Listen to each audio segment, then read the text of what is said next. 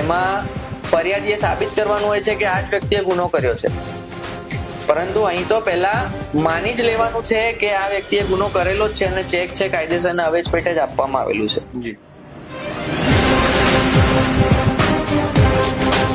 ગુનો કરેલો જ છે અને ચેક છે કાયદેસરના અવેજ પેટે જ આપવામાં આવેલું છે. એટલે જે કાયદાનું ભારણ છે આખું આરોપી તરફ છે. આરોપીએ સાબિત કરવાનું છે કે મારે આ વ્યક્તિ સાથે કોઈ લેવા દેવા નથી, અને બાકીના ગુનાઓમાં આરોપીને ચૂપ રહેવાનો અધિકાર હોય છે. એ ફરિયાદી પક્ષનું ભારણ હોય છે. બરાબર. એટલે આવા જો કિસ્સામાં જો ચેક રિટર્ન થાય છે, તમે કહો છો કે જેવી રીતે ગુનાકીય પ્રવૃત્તિઓ વધી ગઈ છે સિક્યોરિટી પેટે ચેક, તો એના ઘણા બધા કાયદાકીય રેમેડીઝ છે. આમ સામાન્ય રીતે એવું ચલણ અત્યારે ચાલી રહ્યું છે કે ચેક રિટર્ન થાય એટલે એમાં જીતવાના ચાન્સીસ બહુ ઓછા હોય છે. એવું બધા એવું માની જ લીધું છે.